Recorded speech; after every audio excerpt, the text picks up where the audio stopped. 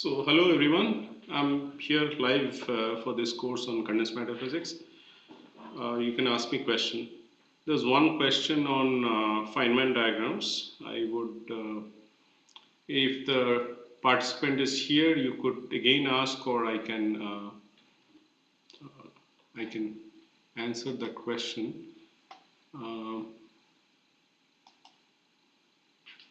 All right, the first question is about first order and second order Feynman diagram in details. What is the definition of physics? That's not a question that you should ask in this course. Let me start with this first question that I have here is the definition, or rather the explaining the first and second order Feynman diagrams. So when you have these scattering processes, these scattering processes are usually explained in terms of the order at which the interaction between the target and the the projectile, basically that interaction in terms of the powers of that interaction. So a first order diagram will contain first order interaction between these things. That is, it will take into account say we are talking about the Coulomb interaction. So it'll have this VQ omega, say for example, which is the Coulomb term. So it'll appear once in those diagrams. In the second order, exactly it happens twice, or it occurs twice. And so we build up really a perturbation theory for calculating, the various scattering cross sections of a given scattering process. So the way we have described it in our course is that when you have a particle which is put into a bath of interacting other interacting particles, many other, in principle 10 to the power 23 of them, then this particle gets scattered many times, infinitely many times, from all other particles. So when you take it out from the bath, interacting bath, it'll have all these information about all these particles, okay? All the interactions that it had gone through. Okay, so if it has gone through one interaction, then we'll draw first order Feynman diagrams. If it is more than once, then we'll talk about second order, third order, fourth order, and so on. It turns out the number of Feynman diagrams grow really large, even at the second order.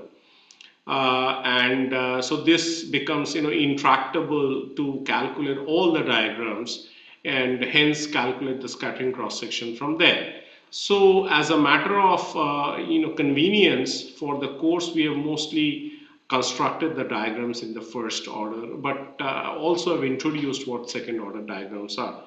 If I could use the board, then can I use the board?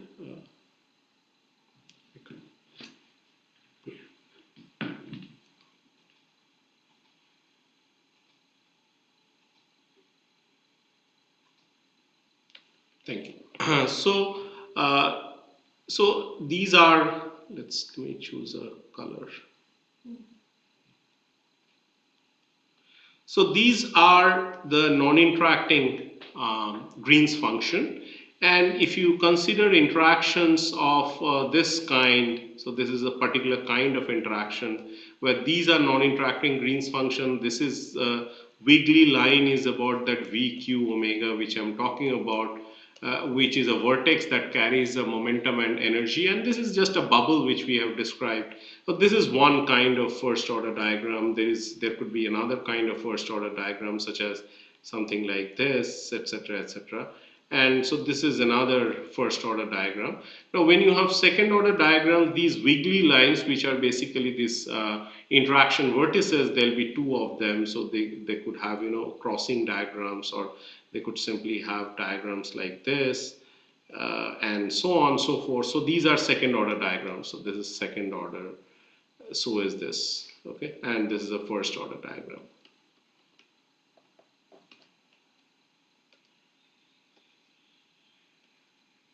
And so on, okay. Yes.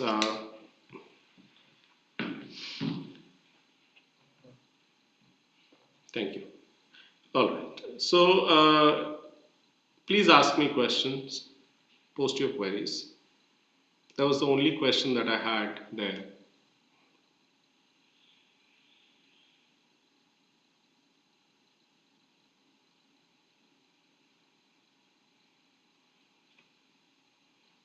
So I'm sure that there are a lot of questions because this is not a very easy course, and neither, since you have taken this condensed matter physics course, there are really a large number of books that are involved here, and I'm sure you'll have many queries. Please ask them.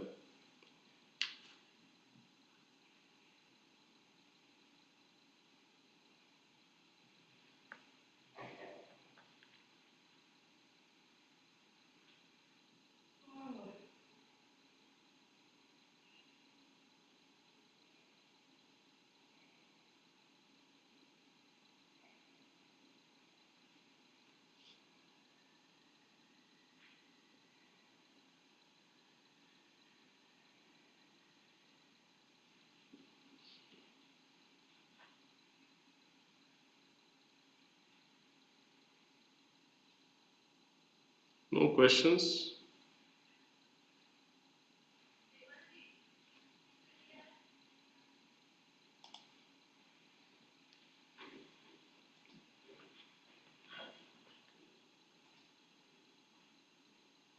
Yeah, so these are the three. The last question has no meaning. What is the definition of physics? I mean, how can I define physics?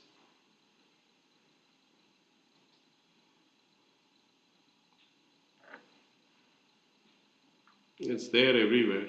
I can't define physics. You should, try to understand everything that happens around, and there's an explanation for that. So that's what physics is. Very good question, Alok Verma. So the need for Feynman diagrams is once again to explain the scattering processes. Okay, if you have heard of Born approximation, that is, there is a projectile and there is a target. Okay, so that happens in everything. I mean, everything that you study in nuclear physics is a scattering process. Alpha particle actually bombarding an atom in order to understand the structure of the atom, which is known as the Rutherford scattering, etc., or the gold foil experiment, the famous gold foil experiment. These are all scattering processes. Okay, now this we are going a little deeper into the scattering process and trying to understand what is the microscopic origin of all these different daughter particles that come out because of this scattering.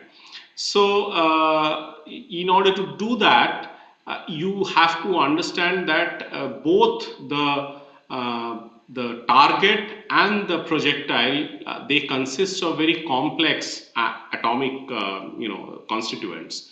They have complex atomic structures. So these interaction at the microscopic level that happens between the ion or the atom or the molecule of the target to that of the projectile. Okay, and this scattering process we are trying to explain in terms of these Feynman diagrams.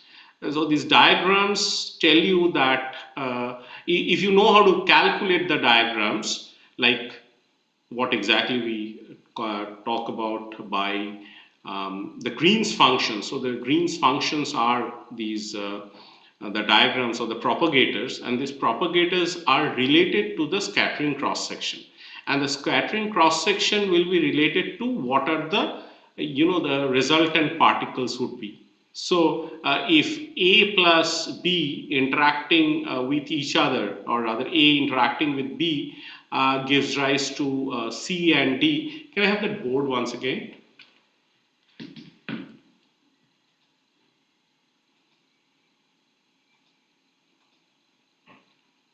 All right, thank you. So you have a particle A coming and you have a particle B coming, and there's an interaction vertex which, so this is A and B, and then they give rise to these C and D. So in principle, C and D could be anything, and this is that interaction where it goes on, and this interaction could be several. For example, there could be several interactions taking place, and C and D, the nature of C and D or the actual particle C and D would depend upon the scattering cross sections. So if you say that there's a particular particle called as C emerging out, then the scattering cross section for C is the maximum and no other particle, and C and D, I mean, they are the maximums, and no other particle has greater cross section than this. And by this we calculate the cross section, and if you want to say in condensed matter physics, everything in condensed matter physics is a scattering problem. Okay, like two electrons near the Fermi sea, they make a Cooper pair. That's an interaction problem. That's a scattering problem. So that can be explained in terms of these Feynman diagrams. And um, yes, you said that.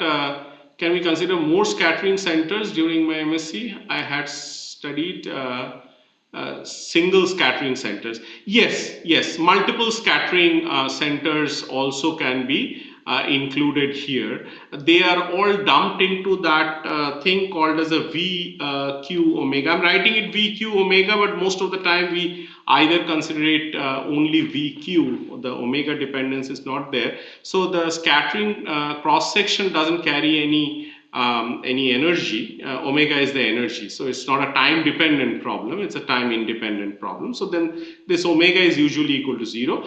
But yes, there are many scattering centers being present. In fact, this is exactly what we mean by second order, third order diagrams. Okay, such that several scattering centers can be there. But in Born approximation, you simply consider one scattering event. Let's call it an event. So one scattering event, and that's what the first order Feynman diagrams would represent. Okay. Hope that has answered your question. So the precise answer is yes. There are many scattering centers that are taken care of in this formalism. Good afternoon, Suman.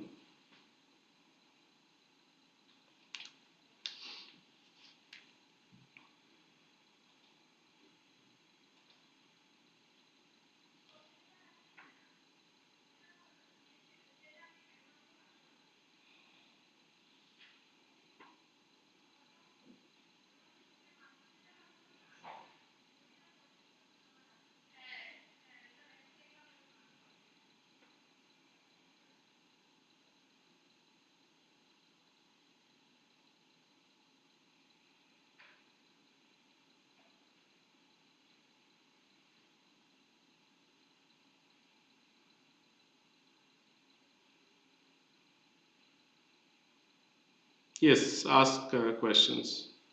I got two questions from Alok.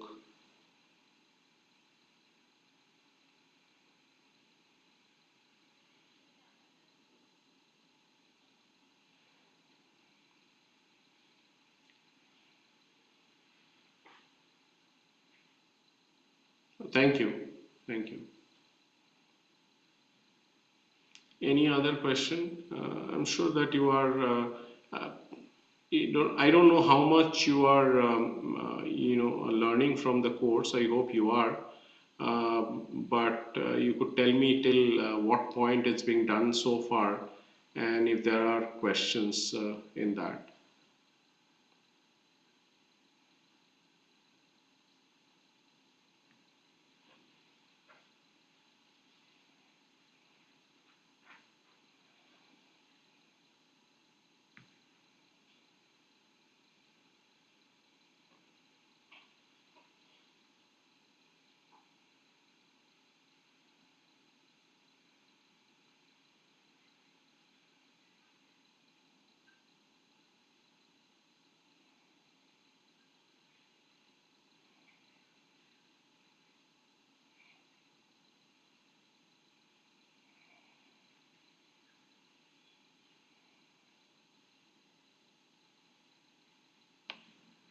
Others, please ask some questions.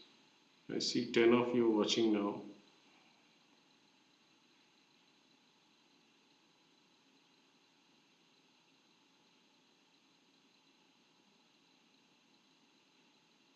Um, Suman, you missed some lectures. You want to continue with the course and appear for the exam next. I believe you can do that, but all these administrative things are usually handled by the NPTEL office, IIT Madras. So if you write to them, I'm sure they'll try to accommodate your request. In fact, they are very, very helpful. So you could contact them. I don't exactly know what the rules and regulations are, but I feel that this should not be a problem.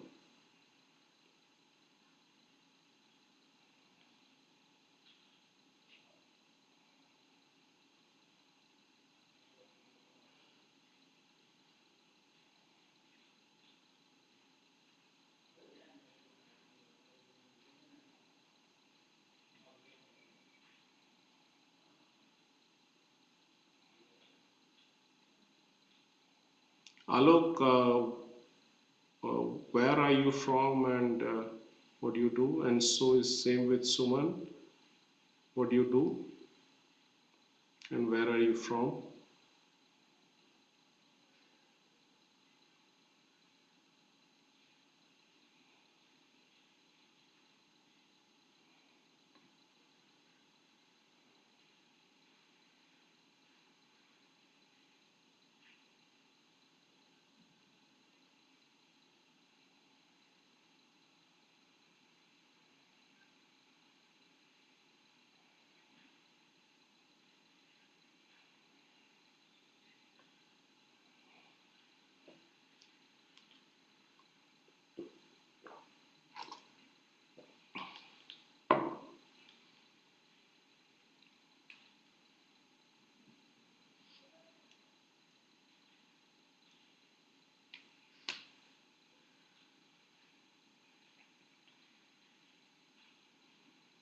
If you're watching, then you must be having some question. All right, Alok, you're from Lucknow. All right.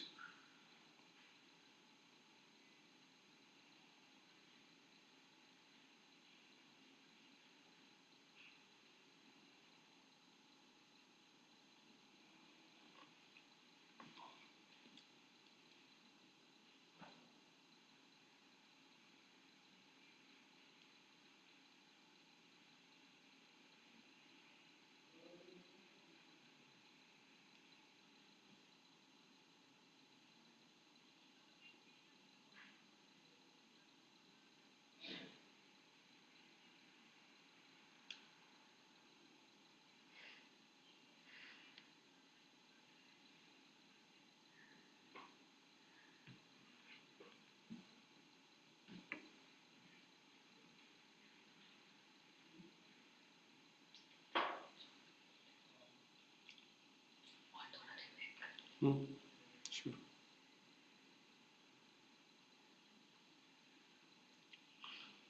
Please ask questions because if there are no questions, we may have to close it earlier than scheduled.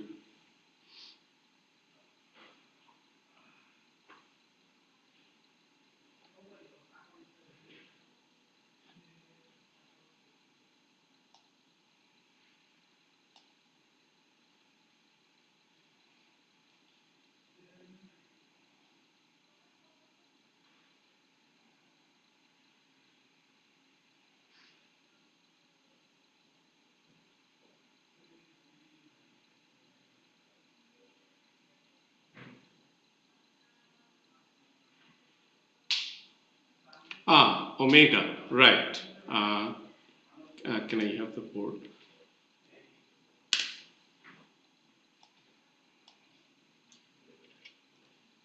Thank you. Remember that your potential, we take it usually to be function of the special coordinates, two special coordinates. But in principle, the potential can also be a function of time. That is, it has, in addition to a dependence on the space coordinates, it also has a dependence of time to be of, it could be a power law in time, or it could be exponential in time, and so on. That's the nature of the interaction. So when you Fourier transform this, then the Q is actually coming because of this. So when you Fourier transform, so you get a VQ, and the Q is because of, you take a exponential IQ r minus r prime. I'm writing it as a vector. I have not written it, but you can add that vector notation here. Okay, so this Q comes because of this Fourier transform. If you need to also Fourier transform, so this will be like exponential Q r minus r prime and f of Q, which is, or let's call it f tilde of Q. And if you want to have a omega, that is, if you want to also Fourier transform this, the time part, then you'll have to write it as exponential I omega t, and let's call it a g of omega. So this omega in the V term, usually all the things that we talk about, or all the interactions that we talk about, they do not depend on time, because time, it becomes a, a non-equilibrium phenomenon. But in principle they can. So in actually nonlinear dynamics, you actually talk about such driving with respect to time. But however, most of the time we don't, so that omega term doesn't appear there, and we don't have a, because we don't have a time dependency in the interaction term. So if you have a time dependence, then that omega counts, is what I say.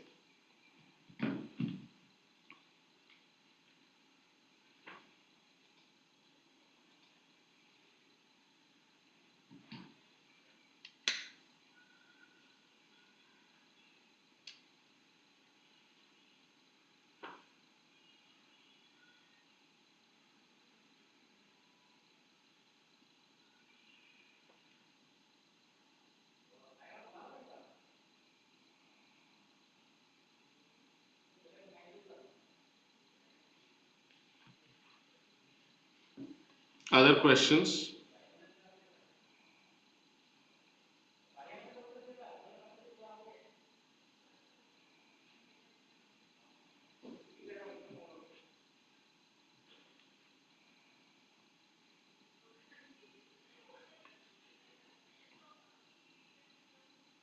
Thank you.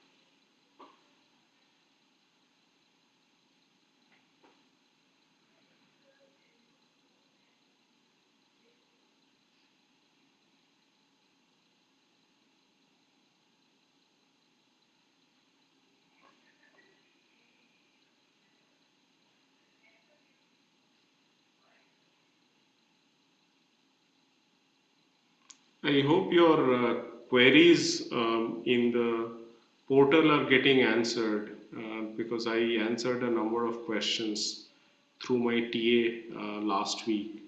And as and when you have questions about the course, or you don't understand something, or you need some clarifications, please do write in that question answer portal. I'll get it replied for you.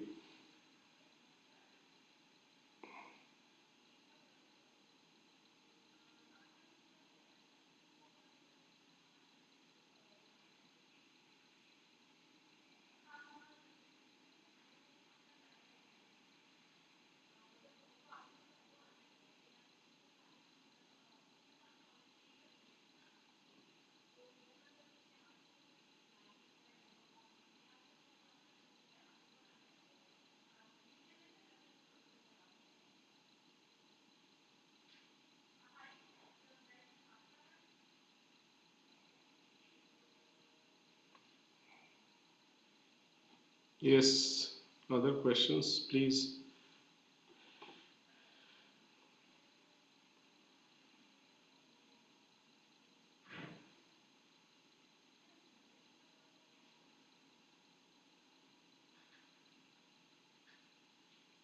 I believe that most of you have the time to watch this because most of the things are still probably not functional in terms of the colleges and universities, or even if they are, probably the teaching is still online. So this time I'm assuming that it's not an inconvenient time for you to attend. There's very little number of people actually attended this interaction session. It's supposed to be more interactive and a lot of questions.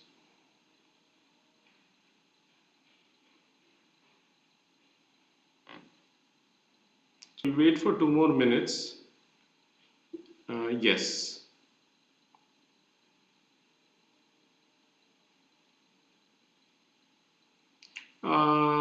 Yes. So what I said is that can I have the board on screen?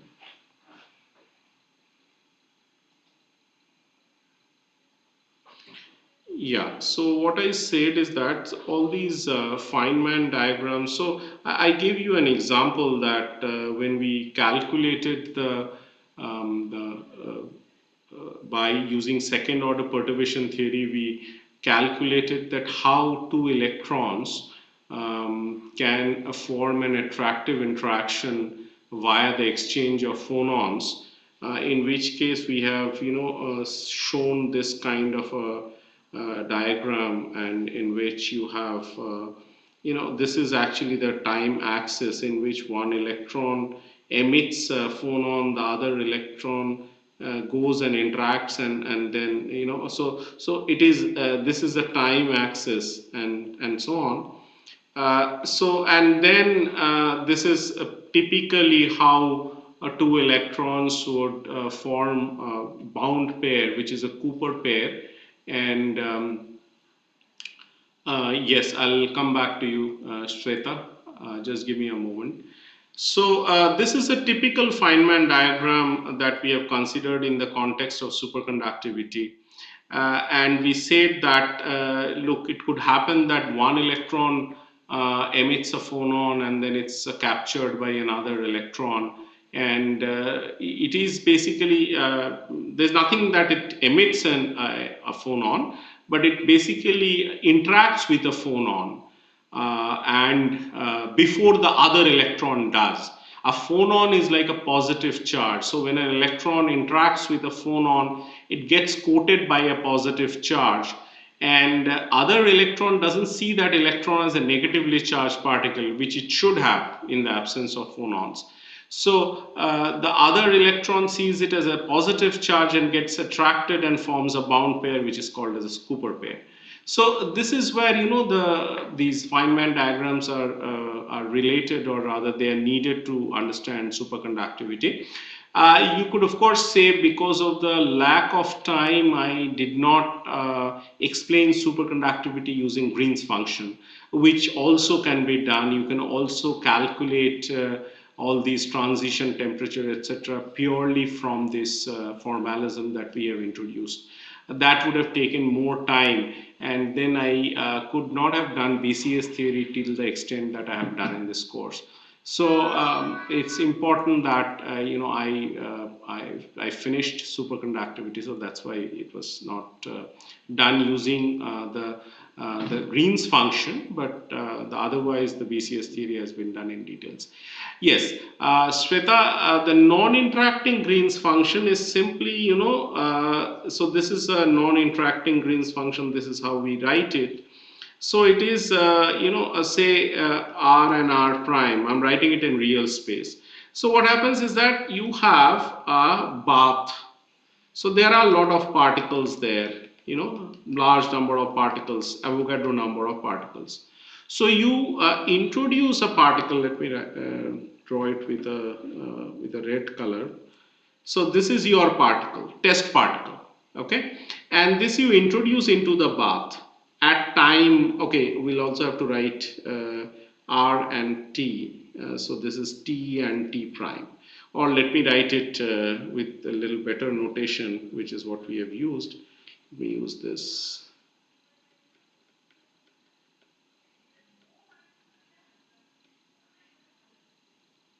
So it's RT and R prime T prime. This is what we have used in the course.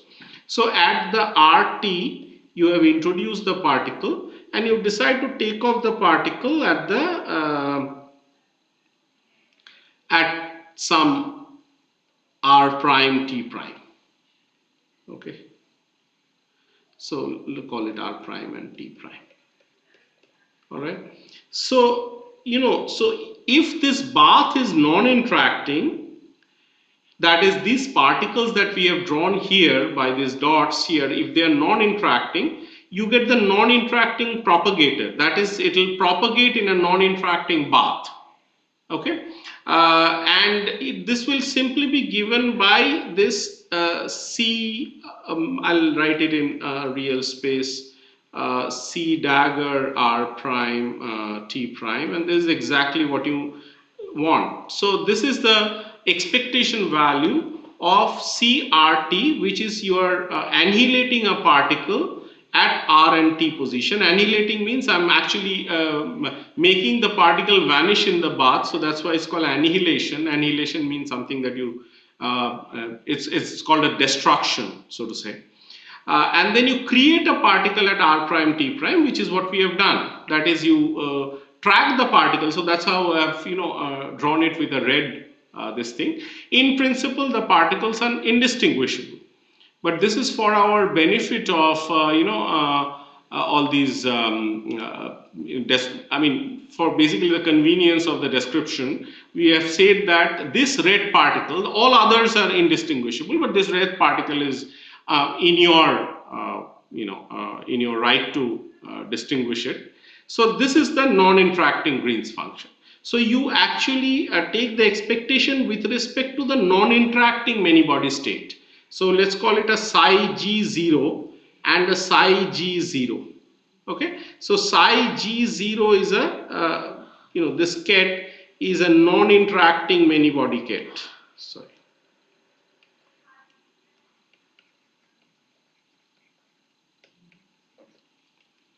Yes, if that answers your question. So this is the definition of non-interacting Green's function.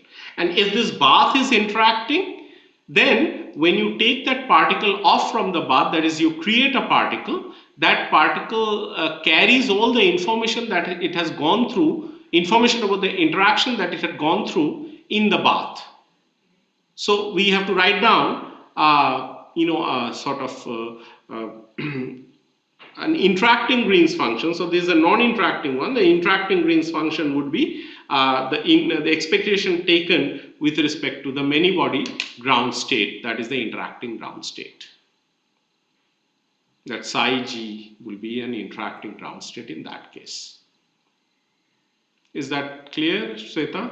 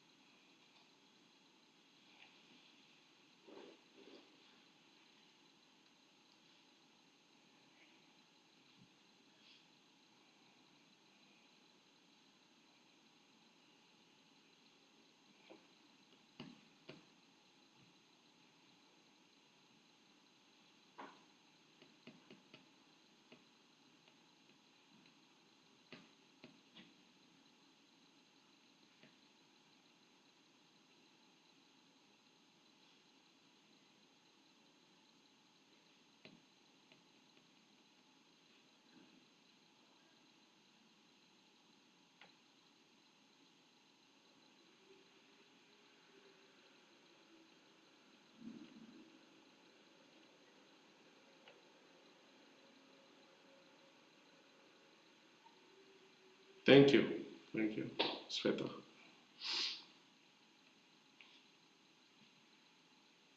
Okay, Alok, thank you. Any other question?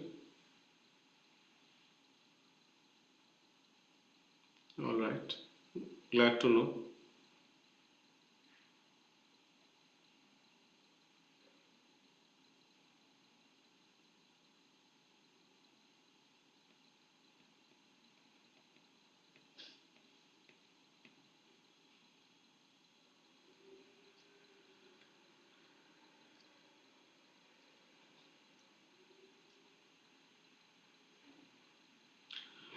Uh, the way to prepare for exam is that please do all the tutorials or the assignments properly, okay, and go through the notes, rather the lectures, videos, carefully.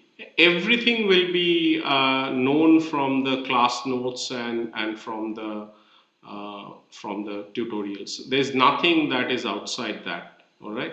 So, like there'll be simple questions on various things, including how the, say for example in superconductivity, the uh, so to say the critical current, how to determine the critical current. So there'll be all kinds of questions, starting from formula based to something that we have done during the exam, not during the exam, I mean during the classes, about the problem solving. So just see everything carefully. See the videos carefully, work them out. Where I've said that I have worked out almost everything that in the class itself, about whatever is needed. So this is all what it contains, or rather, they are all contained in the exam, and the assignments that, of course, you're doing.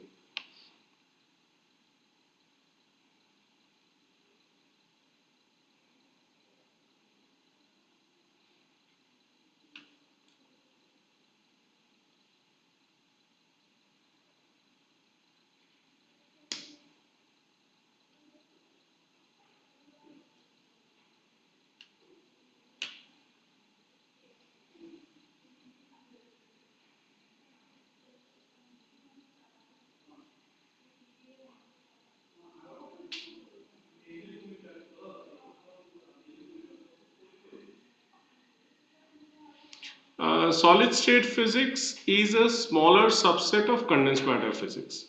So it talks about, the solid state physics talks about physics of the matter in the solid state, whereas like superconductivity or superfluidity may not be the, a study of solid state physics. They may not be available in solid state form. Superconductivity is, especially super fluidity, etc. They are not available in, or should not be a part of the solid state physics course, is what I'm trying to say. But they would be a part of condensed matter physics course. So there's the matter in the condensed form, and condensed is not same as solid.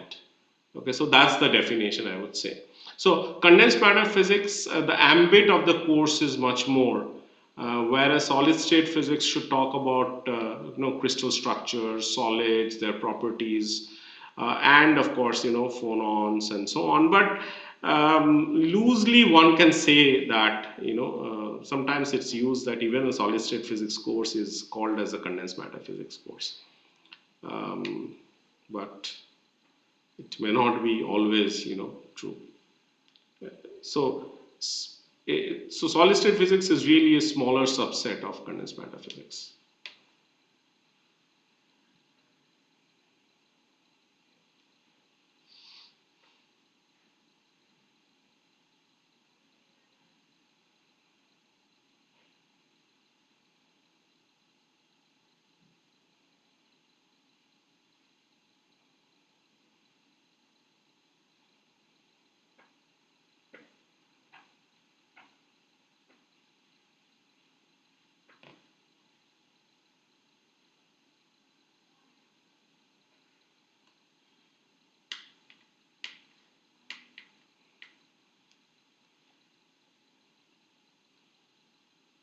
Any other question?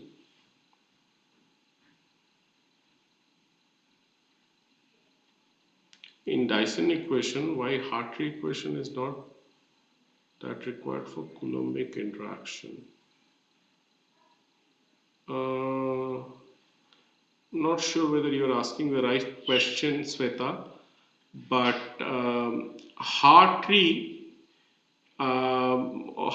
approximation, or whatever you want to call that. I mean, Hartree equation is probably not the right. Well, of course, we have written down an equation corresponding to the Hartree approximation. So Hartree approximation. Oh, I understand your question now. Is not required. That's right. So that's the q equal to 0 part of the this equation. Can I have the board, please?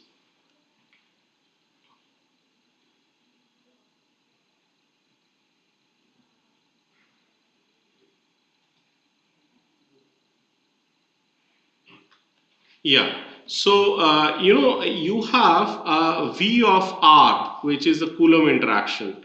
Okay, maybe you have asked the right question. I could not initially, understand it.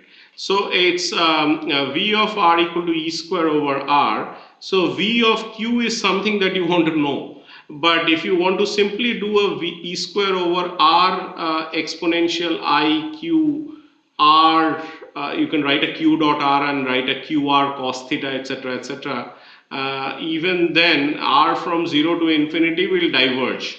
So there is a r squared dr, and there is a cos theta here, and there'll be a theta. So if you want me to write that, then it's a cos theta, and then there is a cos theta d theta, and so on, and there's a 2 pi factor coming out because of the phi integral, and so this is a divergent.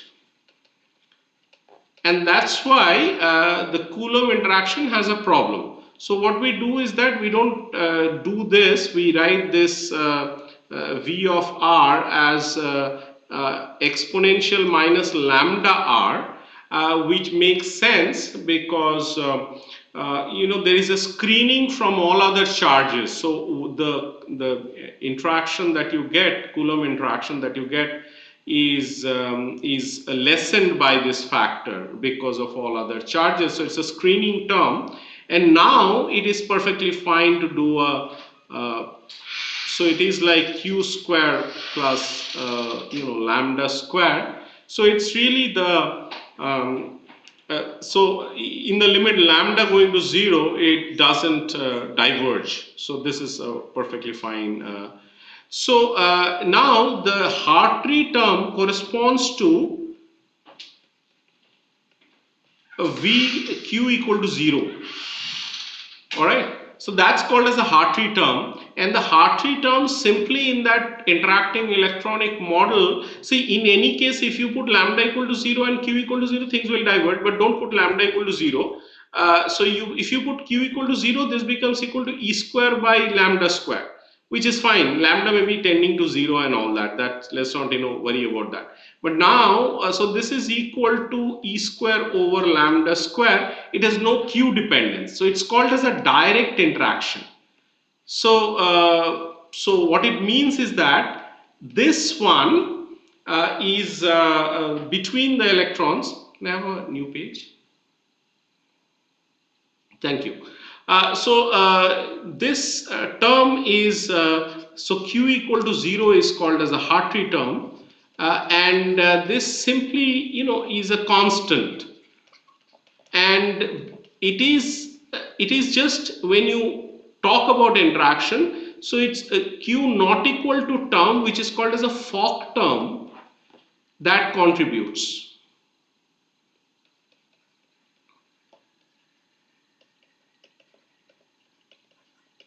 Okay, so so the Hartree-Fock approximation, only the Fock term will contribute.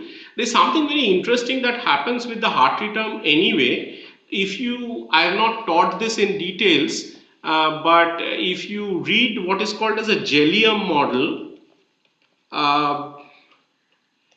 and this is something that is, so there is so the electron, so it's like a plum pudding model, so there is a plum, and then there is a pudding, are the electrons, sorry, the pudding is that background charge, and the plums are the electrons, which is the charge carrier. So in which the electrons are in a positive background, which are the ions. Okay, so in this thing, you have all kinds of terms. So you have a kinetic energy term. Let's write it a Ke, and then there is a electron background interaction. That is, this background is a positive background, so electron and background. Then it's background, and then it's of course the most important, electron.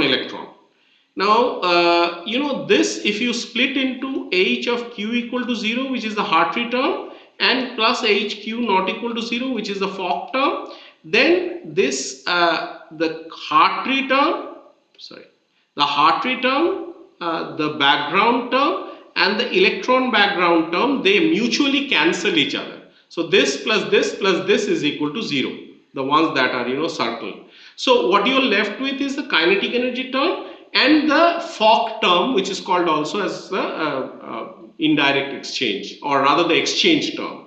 Okay, and that's why it doesn't appear in the Dyson equation. So when you write down a Dyson equation, you want to talk about the self energy, and the self energy, in the self energy you only have the Fock term, which is called as a Hartree-Fock approximation.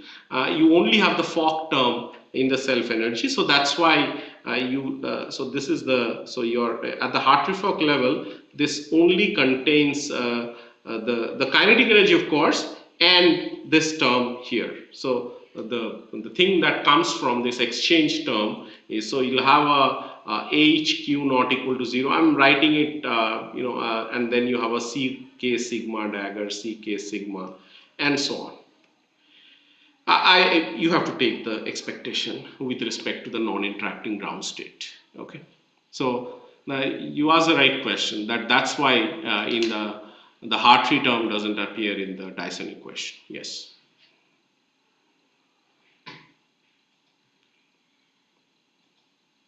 Is that clear, Shweta?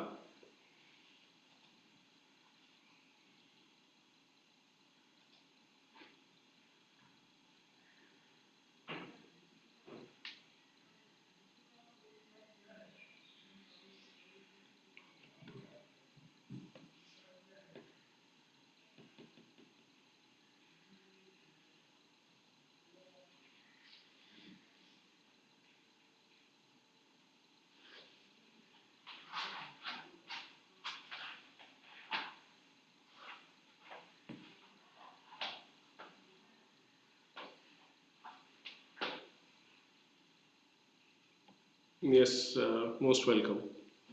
If you have other questions, please ask. That was a good question.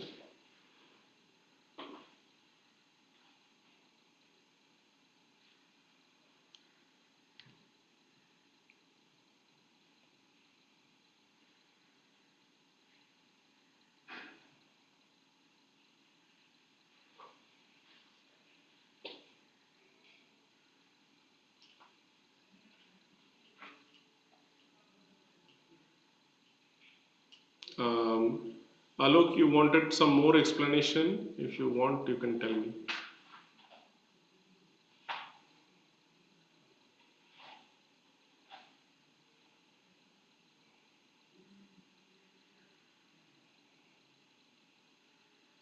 As the name suggests for the course, it's an advanced course on condensed matter. So we'll have to teach, it is understood that you have taken a first course on solid state physics already and understand various things of the non-interacting problem, so to say. So this is actually the first course on the advanced topics. So I mean, there could be even farther advanced courses compared to this. Oh, thank you. The contents are a little high level, not very high. But yes, since the name suggests advanced condensed matter, I have to do justice to the course.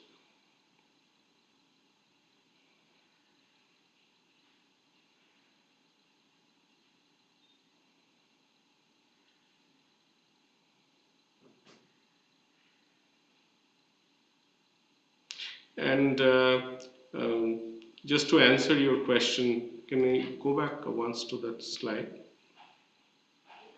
The same slide could do, yeah, okay. Maybe the previous one, if that is possible. One more. Okay, can we go back to the first slide? Yes, yes. So this, Shweta, this diagram is actually the Hartree diagram. Okay, so this is because this is a q equal to 0 thing. So this is called as a Hartree diagram, and this Hartree diagram can be shown not to all these contribute to the actual scattering process. Just add something small to the total energy, which we are not interested about. Yeah, the symbols meaning lambda. Okay, can we go back to the last one? One more. Yes, yes. So lambda is nothing but, huh? Yeah. So lambda is nothing but the lambda is just a parameter. Okay, parameter means that it is simply, added by hand, and it's something like the 1 over r. See, 1 over r is divergent as r goes to 0, right? Only the 1 over r. But you have a convolution of functions. Convolution means product of two functions, which one goes as 1 over r, the other goes as exponential minus lambda r. And this lambda is just a quantity. It doesn't have a physical meaning, so to say. It is only it has a dimension of 1 over r, 1 over distance. Okay, and so this is the basically the screened Coulomb term. So this is called as a screened Coulomb. And this screening is done to take care of the fact that otherwise we'll have a divergent Fourier transform. I hope you know what is a Fourier transform. All right. Let's go back to the next slide in which I have explained. So what happens is that, so you have a plum pudding model. Okay. So you have a system which has a background charge here. Okay, positive charge background, which are basically because of the ions. And so this thought of as a nice thing, model for solids. And then you have, just like plums on the pudding, you have these electrons embedded there. Okay, and the electrons are mobile. So in principle, the plums are mobile. So it's like a pudding, the kheer that you have, and then on top of that there are some cherries that are put. So that's a model of a solid. That's what initially people thought. So this background is this black, this thing which is the pudding, and these red ones are the electrons. So it's a background interaction, means whatever is in the background, that is the positive charge, they interact with each other. That's called as a BB, background. And EB is the red and the background, that is these shaded lines. And the electron is the red and red interaction. So that's why I said the background. So that's what it says. You're not able to see the slide? Is there a problem?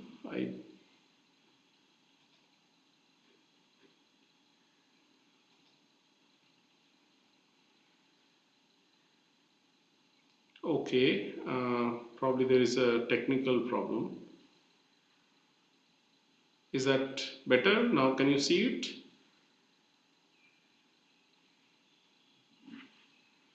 But anyway, I mean, in the sense that there's nothing that you need to look at the slide, but this is what I meant by the background. Yeah, I think now you can see the slide. So the black dashed things that I've drawn is the background, and the red dots are the electrons.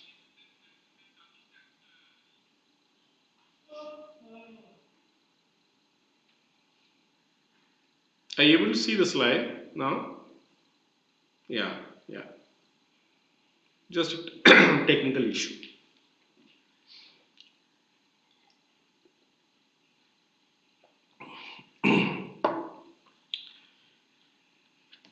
Yeah, so yeah, you can roll back.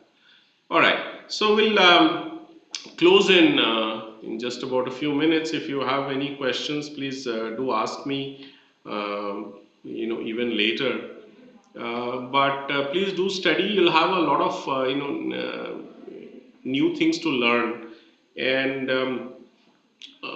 a single course teaching all these topics you'll probably not find either in NPTEL or otherwise all these advanced topics. You'll get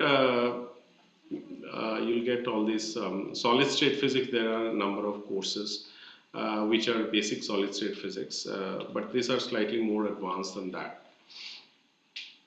As I said that, I think Alok had asked me that I could have done Feynman all this propagator formalism, Green's function, and then did superconductivity or all these other things which I have not done, the Kondo effect and things like that. All those things could have been done as well.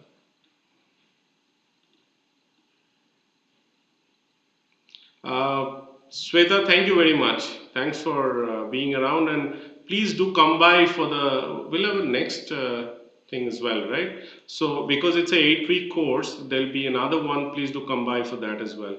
I'll be happy to answer your queries, and not only that, you can also post me all these questions. I have already answered a number of questions, but I guess for some reason, not many people joined today's session. It used to be when this course was floated earlier, there used to be a lot of participants and so on. But anyway, I still enjoyed talking to you today. We almost ran out of time now. So we'll have to stop here. And thank you very much. We'll come back in the next edition. Keep watching the videos carefully, solve the tutorials, and that should be all for your exam. Wishing you all the very best and stay safe. Thank you.